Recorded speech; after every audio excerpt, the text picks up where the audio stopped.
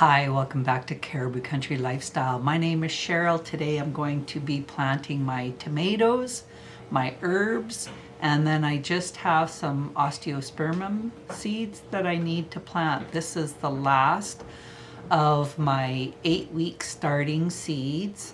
Some of these herbs probably could have been started a little bit earlier, but as far as the tomatoes go, you can start tomatoes anywhere from 6 to 8 weeks. And when I look at my calendar, I am at exactly the 8-week mark, starting to go into the 7-week mark. So next weekend I'll be doing all of my brassicas and my squashes, that kind of stuff. I'll be starting that next weekend at the 7-week mark. You can start them at 6 weeks. I just find, for me, I don't know why, but 6 weeks isn't long enough.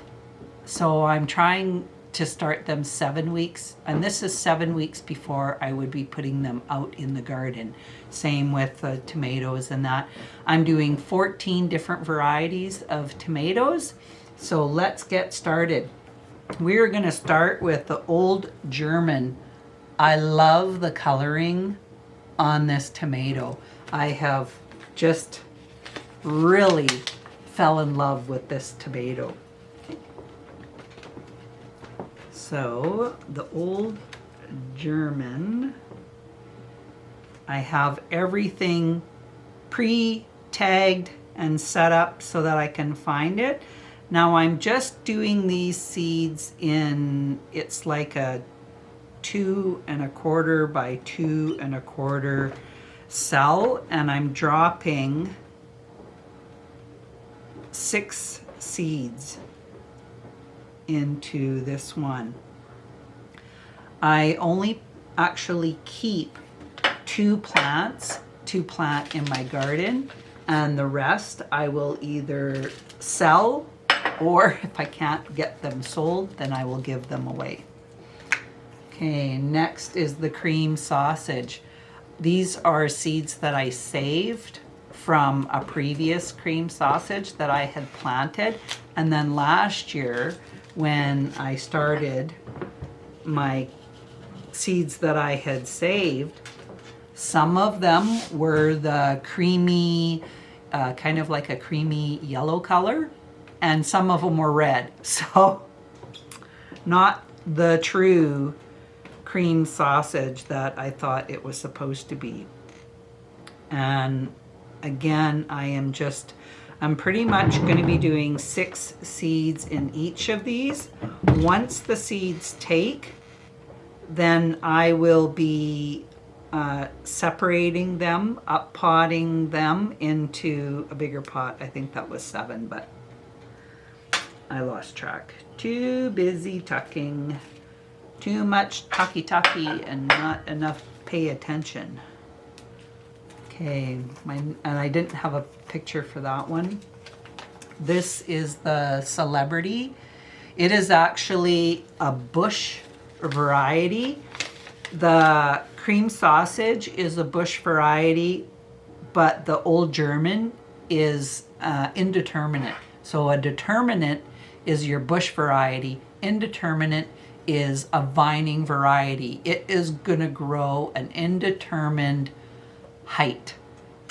So those ones, those indeterminate tomatoes, they're the ones you're going to want to stake.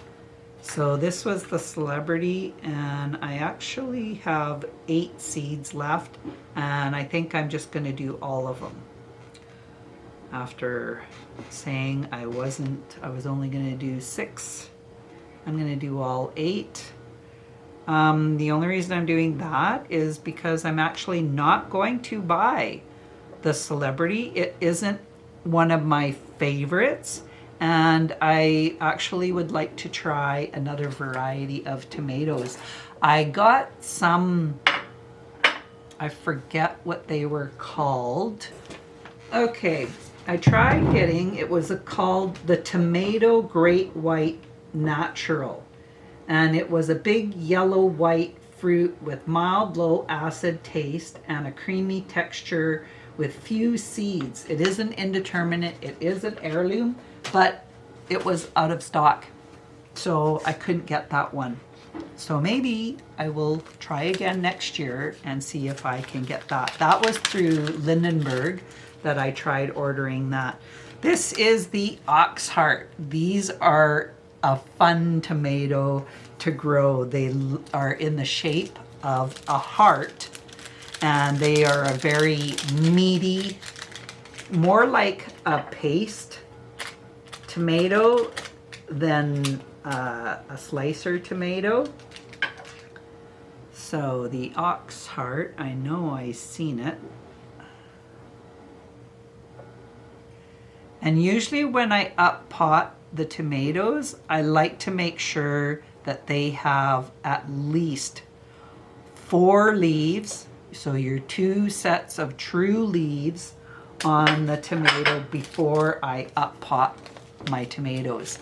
These next one are my Mystery Roma. And these ones, I'm actually, this year, I planted them out in the raised bed garden, but they don't get very high at all. So I have decided that I am going to put these into a pot and have them on my deck and do that instead, because I have so many indeterminate slicer tomatoes that I would rather have those, have the room for those, and then put these other ones. The cream sausage, same thing, they're a bush style, so I could have those on my deck as well. Okay, this next one is called the Rainbow Blend, and this is from the Brandywine family. It just has a variety of different colored tomatoes. So that one, where is it? Rainbow Blend, right in the front, right chicken there.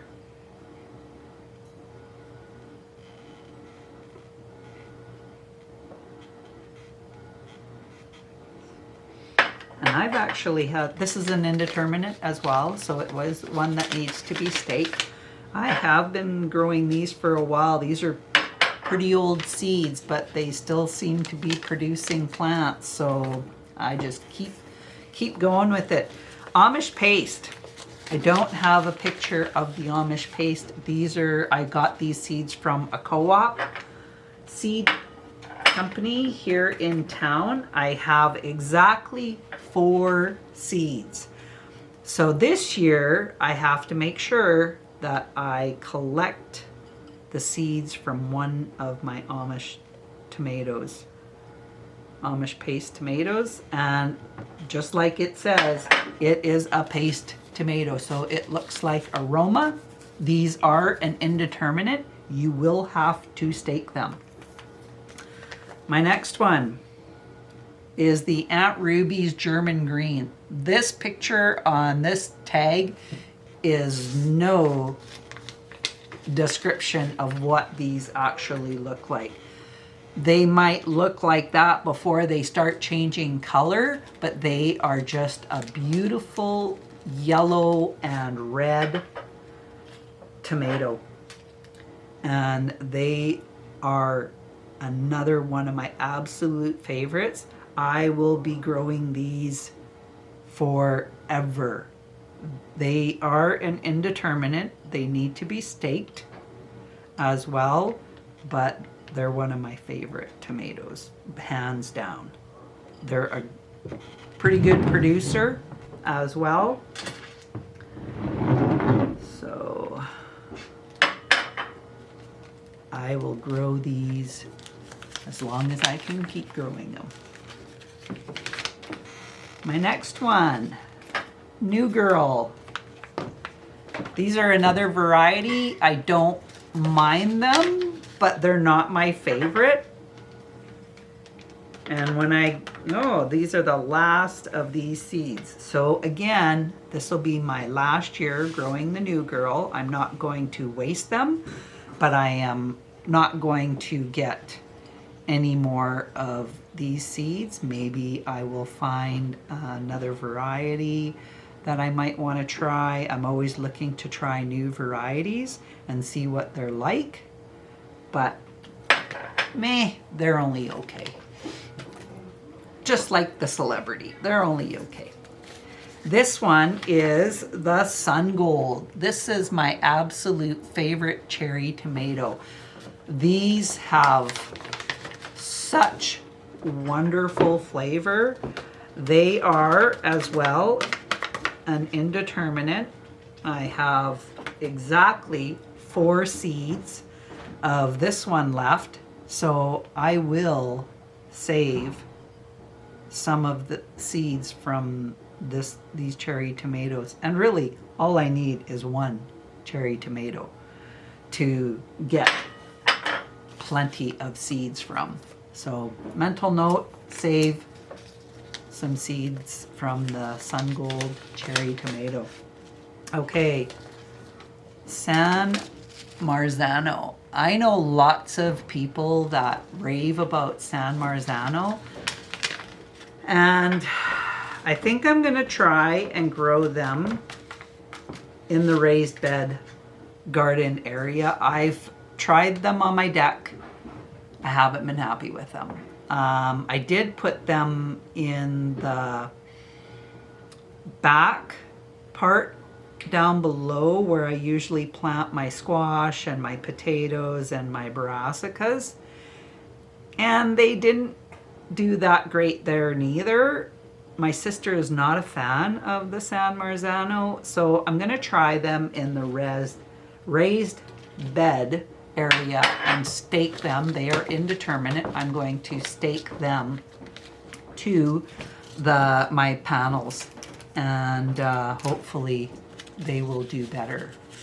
These are the Manitoba. Do not have a picture for them. I got these from T&T Seeds, so there was no picture for them. And the Manitoba is right here. I like the Manitoba. They're a good producing tomato, medium sized. They're not a big slicer tomato like the Aunt Ruby's. And what else is a big slicer? The Brandywine, the Rainbow Blend ones, those are big slicers. This one here, this is the Valencia. I just grew these last year. Again, not one of my favorites, but I'm just getting rid of the seed.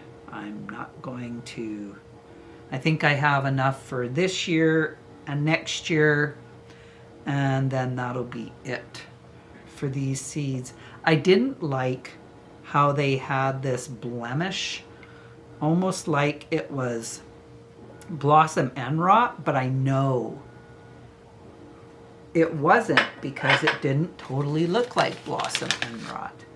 So, not my favorite. These are the Brandywine Red. I got these seeds free. Somebody brought a box of seeds to work and put them in the staff room. So I went and grabbed a pack of these for myself, and I think I grabbed a pack for my sister. So I have grown the Brandywine before, and I was actually pretty excited to get these seeds for nothing. So definitely looking forward to having these in the garden again and see how they do. Brandywine are a heritage. They also are an indeterminate, and they are a large slicer. Now what I'm going to do is I'm just going to put a little bit of soil on top of the seeds, just enough to give them a light cover. And I we were just in Kamloops on the weekend. My husband had a shooting match. And so I went to Art Knapp and I picked up another bag of their, 2 bags of their seedling mix. So this is what the bag looks like. And I just love how fine the seedling mix is and how small the little perlite is in it. What I do is I mix it with my sunshine mix that I got in the big bale. I mix the 2 together, and that way it's not so chunky and just very light and fluffy. That's what I like about it, light and fluffy. Now we're going to move on to the herbs, and we're starting with oregano. I have not planted oregano much at all, and I'm not sure if it's because it just hasn't done well for me getting it going. But we're going to give it a try. So I'm just going to plunk they're very small seeds. I'm just going to drop quite a few seeds on the soil surface. And then I will,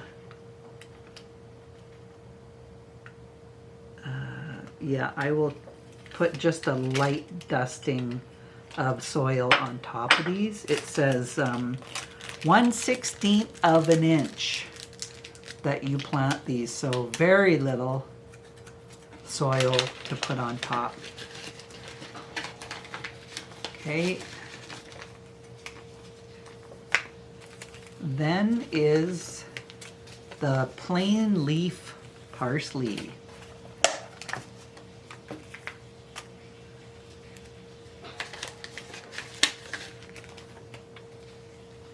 I'll be planting these until the cows come home. I have so many seeds of this. I don't plant very much of it. I'm doing 4, it's a 4-cell tray. And I actually I only keep like 2 plants for myself. And then I give the rest of it away. So I have a couple of friends that like the parsley. They like the curled parsley. Most people like the curled parsley more than the flat leaf.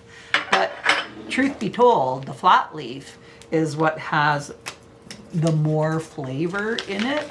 The curled isn't as flavorful as the flat, so a lot of the cooks and chefs will use the flat leaf parsley, but I like the curled parsley. I use it in soups. I mean, you can use flat leaf in soups as well, but I do really like the curled parsley.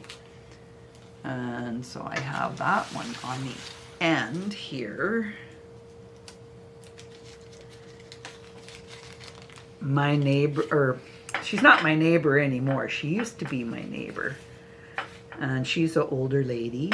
And whenever she comes to my house for dinner, I would have a parsley plant right at my front door. And she always would grab a sprig of the parsley and pop it in her mouth. And she'd come in the house, and you totally can tell that she's been eating my parsley from at the front door. But I'd be like, "Are you eating my parsley again?" "No, no." As she's munching away. Okay, now we are going to plant a lot of different types of basil. This is the Genovese basil, and this basil seeds, I actually got this free right in the back. And I'm gonna plant like about 6 or 8 of these seeds, because usually you're growing basil in a clump with more than one plant in it. So hopefully this Genovese basil turns out because I'm super excited about getting these free seeds. Who doesn't like getting free seeds? Just using an elastic band to close this because it's a plastic bag and I can't just fold the top and be done. Okay, this one is the holy basil. I love holy basil. I love the way it smells when you just brush your hands over the basil. It smells absolutely amazing. And I make a cold basil tea that is so refreshing in the summertime, and it's very good for your digestive system. So, one of my absolute favorites. Okay, holy basil.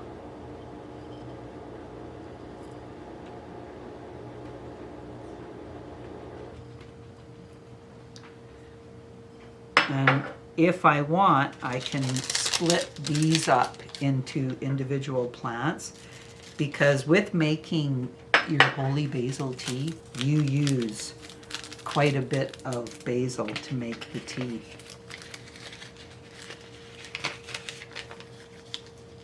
And that's okay to have lots of it.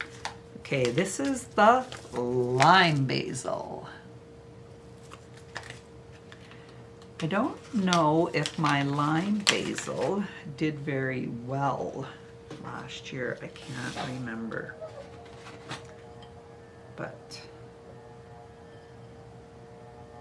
I know I had quite a bit of different basils growing in the garden, and I just can't remember which was which that did good.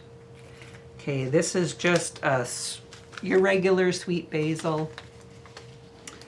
Again, any of these basils, the lemon, the lime, the sweet basil, the holy basil, regular basil, like this regular sweet basil, all great for making tea. So really, they're not just great for cooking with, but they're actually good for drinking as well. You could do that with any of them. This is the kitchen basil. Now the kitchen basil has, there are 1, 2, 3 types of basil in it. You have the Genovese basil, the red Reuben, and the cinnamon basil. Lots of seeds in these packets. This is a West Coast seed. Okay, kitchen basil, that's this one. So I'm not sure when you're growing them which basil you're gonna get, because they have all 3 blends mixed together in the package. And you can't just tell by looking at the seed which is which. Last, lemon basil. Start with the Osteospermum. And I've got 5 varieties of Osteospermum. This was the little tray that I ended up having to get going as well, because I didn't have enough space in my flat. So I'm just going to put, these are seeds that were collected, and my sister was the one that collected them. So we'll have to see. This is called Lavender Frost. And I'm going to put 2 seeds in each spot, and we'll see what we get. And there's 6 spots that I'm planting them. And then once the seeds take, then I will up pot the flowers into new pots. This next one is called, oh, I'll show you what this one was. This was the Lavender Frost. This one is Gelato Passion. That's a pretty looking Osteospermum.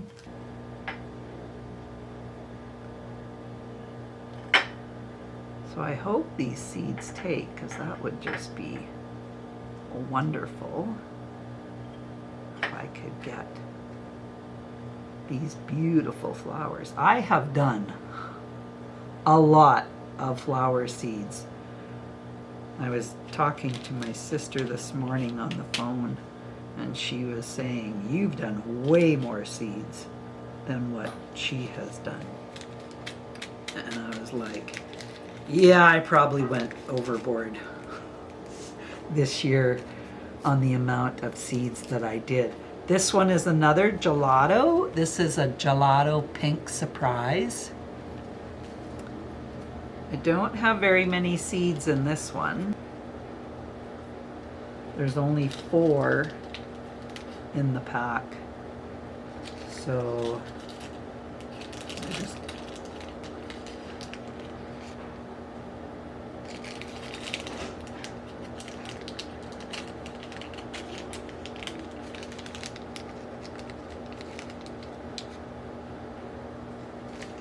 kind of a bugger trying to get them out.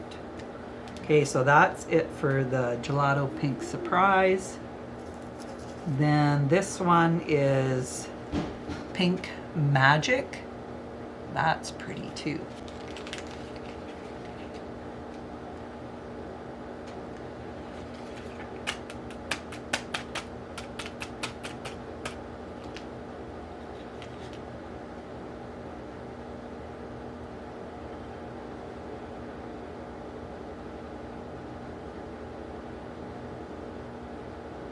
How many do I have left? I think I'm going to try and do 2 of each of these and just use them up. Last is a fuchsia, and I don't have a picture for that one. And there's not very many seeds in here, so I'll be planting all of them. Also, I think I have exactly 6 seeds. So that works.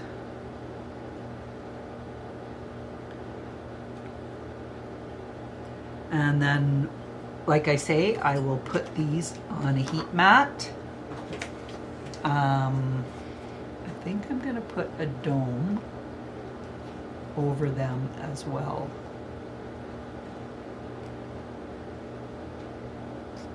Because the tomatoes definitely like the heat. I don't know about the rest of them, but they're all going in there together, so they don't have much of a choice. And then I'll have to find a place. I don't know, it's getting pretty tight over there. Once I pot these peppers up, I have no idea where I'm gonna have to start turning things around to make room for everything. And then next weekend I'm gonna be starting all my brassicas. So, oh, I gotta put some dirt on these. So let's get these ones with some soil.